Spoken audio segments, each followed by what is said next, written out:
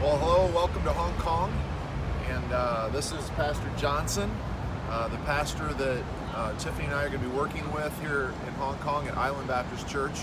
And if we seem professional and formal, that's just because we're not good at this. We definitely don't want this to be professional or formal because we're not. But we are here. We got into Hong Kong yesterday. We were in Singapore. And I spoke 17 times in 1 week there, did a leadership conference, then spoke twice on Sunday, and then did a 3-day youth camp. And had a great time. And then we flew the 3-hour flight from Singapore, flew here yesterday, and then just spent the night with Pastor Johnson at their house. And now we are here in downtown Hong Kong Island. So maybe give us a little perspective where we are, kind of what's back here, what's over here, how far we are to the church, that kind of thing. Yeah, so we are in Shenzhen on Hong Kong Island, and we are right beside central Hong Kong. Behind us is the Sun Yat-sen Park. So Sun Yat-sen, everybody claims, is kind of the founder of modern China. And then to connect it to Hong Kong's history, right up the street is a place called Possession Street, where England claimed Hong Kong as their territory. So the church is about a 5 to 10 minute walk just up the hill, heading this way. And so over the traffic and past those buildings is where the church is. Okay. And you guys do, you've had some evangelistic outreaches here in the park, some track handing out. A lot of times when we have our full membership in the summers and in the fall, we'll start at the church and we'll make our way down with tracts, and we'll come to this park and we'll start to pass out tracts and talk to the people who will share with us, speak with us. And then we make our way all the way to the central piers, where we have a lot of feeder ferries from the outlying islands, Kowloon side. And so both at this park and at the other end is where we do most of our street evangelism outside of special events like Christmas outreach. Okay. Obviously, if you've been following the news, you're aware of what's been going on here in Hong Kong, the protests. They kind of escalated a few weeks ago, and then had the elections recently, and there was I think they said the last time they held these elections there was like a 42% turnout. This time it was like over 70% turnout. So there was obviously concern. The elections went the way of the you'd say the protesters, the pro-democracy people. And so I just wanted to ask Pastor to give us a little update how that's impacting their safety, how it's impacting the churches here in Hong Kong, and specifically Island Baptist Church. Yeah, so it has been a time of a lot of tension and unrest, but for most of the people at church and all around Hong Kong, now that it's been so many months of this, it's kind of become the new normal. And just like you see today around us, everything's very peaceful, very calm, and that's been the case for the last 5 or 6 months, to where the violence or the protests and the rioting is usually isolated to one area, and thankfully we're usually able to avoid that. So physically, people have been able to keep safe. We have had, during the big nights of unrest, some of the church people, when they would walk home, they would pass through areas that had had a little bit of tear gas. But other than that, physically, people have been able to be safe. There's been a lot of inconvenience as public transportation has been affected, and some of the schools were shut down, even the universities recently. So in terms of the safety, Hong Kong is still a very safe place as long as you avoid those areas of unrest. Of course, because of the tensions, because of the anxiety in people's hearts, there have been a lot of things that have bubbled to the surface, and that's good and bad. You know, there were a lot of things about this culture, like any other, that needed to be addressed biblically. And so this unrest has brought to the surface a lot of issues and challenges. So that's one thing on our hearts. You all have had, I'm going to let the helicopter pass by here for a second. Maybe bringing people from Macau, is that probably what they're doing? So I wanted to ask you about the impact on services, because the location, if you can't tell, we're in a pretty busy area down here, and a lot of the protests have happened down in this area. So how has that impacted the scheduling and planning of services, things like that? So praise the Lord, for the most part, we have been able to keep our main services normal, the same way. There have been 2 Sundays growing unrest, and even the police would send out bulletins for people to stay home if they could, we felt that it was best to cancel the services here on the island. So 2 Sundays we did that, but otherwise we've been able to have all of our main services. However, the Sunday afternoon services we have often canceled because the protesting on Sunday normally starts in the afternoon. Right. And then there have been several Wednesday nights because the activity escalates in the evening times where we've also had to cancel in that way. So there's been a little bit of rearrangement of services, but not as bad as we expected. And because our church is located right here, even though it's been safe, as people have come and gone to church, they can really see a lot of the crowds gathering, a lot of the disruption to transportation. So for our church people, they feel quite involved and affected by it. But again, praise the Lord, they've been safe. And some of the concern, I think, correct me if I'm wrong, is if they actually get here, will they be able to get back home? Yes. Because the way the MTR, that's the subway, the MTR is how it's been shut down at different times. Right. And we do have something special with our church. A lot of the people who attend our church have worked here as domestic helpers. And for them, Sunday's their only day off.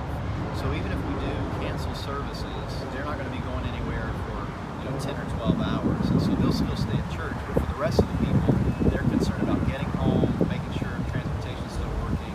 And so for them, they have been concerned about making sure they would get home safely. Yeah, so just continue to pray for Hong Kong. We're excited that these kinds of things do bring, as the pastor said, some things bubbling to the surface. It makes people a little more open to talk about things. And as we all know, when you go through trying times, it does make you evaluate a lot of things. And so that's one positive as far as gospel ministry that we're excited about.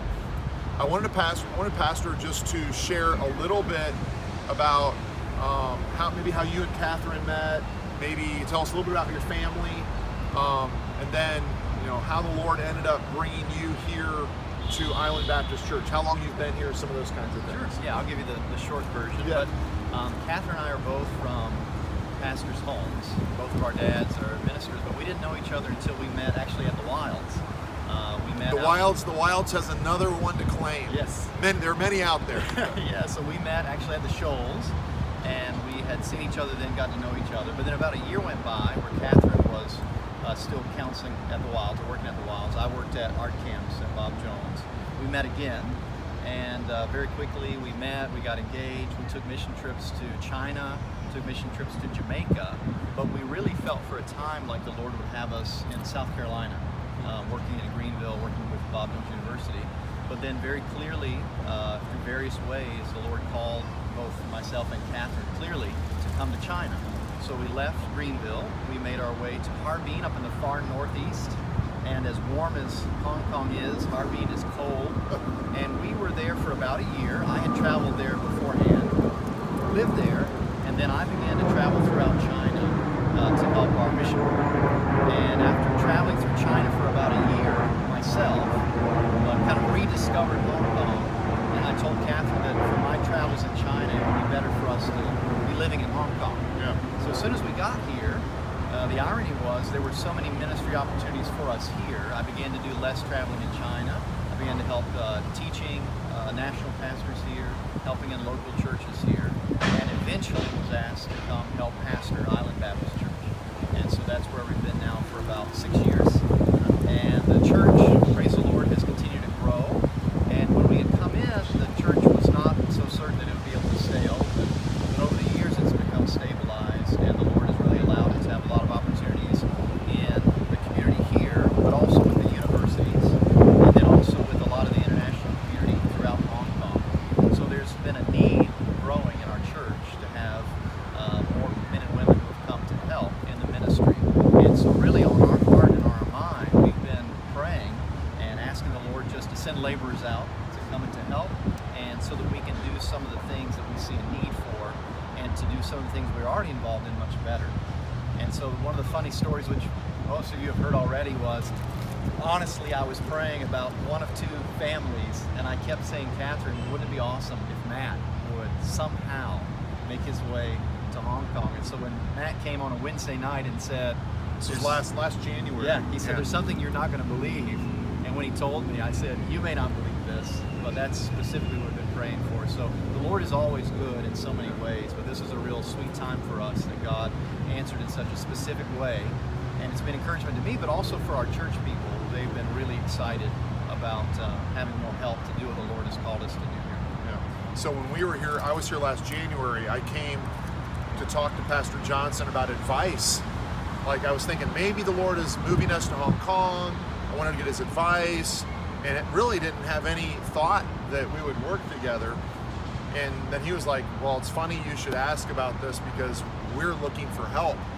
And I don't know if you cried. I know I did. I mean, if you know me, that probably wouldn't surprise you, but it was just emotionally like, wow, look what God is doing. And I actually walked right from the church. We were there till close to midnight. I walked right from there, was heading to the subway, the MTR, and I called Tiffany and I said, this is what God is doing. This is what God has for us. And there has not been anything that has had me thinking otherwise about that. It's just been really clear.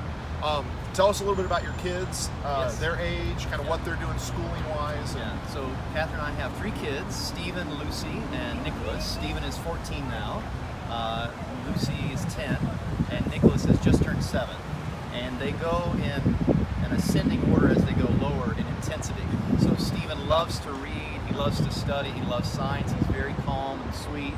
Lucy's pretty dynamic and active, and Nicholas is just unreal in terms of his energy, his excitement. It's amazing how that last child can have some of those characteristics. Right, so they're a lot of fun, and they all 3 this year have been able to attend Catherine's school. Catherine is teaching at a Christian school, and she's not their teacher, but they're able to attend school with her. Previously, Nicholas had done some local school here. So they attend a Christian school. They're learning Mandarin Chinese, although the local language is Cantonese. So they pick up a little bit of that from their friends. But that's where they are, and they've really just enjoyed these past couple of years being in school where Catherine's at. Yeah. The one neat little thing is his oldest son, Stephen, is within a month. When's his birthday? It's in October. October. Okay, so he's a couple months older than our youngest son, Jonathan. So when we were here in August, they kind of hit it off, and looking forward to that mutual encouragement there. I just want to give you all a quick update where we are on support. Matter of fact, just this morning I got a text from the U.S., a pastor letting us know that they were taking us on. They had voted unanimously to support us. So the Lord's continuing to bring in the support. It's just been very humbling to watch. We're very grateful for that. We're right at about 60%. And when we head back to the U.S. on Monday, we'll be spending time with our family for Christmas, both my family, Julie's family, and Tiffany's family. And then starting January 5th, we'll be back in another church, and we're really pretty booked all the way through the first part of 2020. And then in June 2020 is when we're planning to move. Our transition fund is coming along really well. I think last I checked, we were right about 15,000 that we had raised of the 25,000, which is very exciting. And you can again check on our website to see the details of what that includes. It's plane fare, it's furnishings for the home, it's our first month's rent, it's getting our stuff over here, it's things like that. So if the Lord leads you to help with that, that'd be great as well. We've just been thankful for how many ways God has provided in all of this. Feel free to shoot me a message if you have any questions about what we've talked about. And I just wanted you to be able to meet Pastor Johnson, kind of see who we're going to work with, and see that we actually do like each other. And seriously, we've been talking this whole time about all these ideas and all these things, and I'm like, we're going to have to make a list of which ones to start with. But there's so much potential here. There's so many opportunities here into mainland China. I just mentioned we were in Singapore last week. I mean, there's just a lot of things available. And so you pray, the Lord will allow us.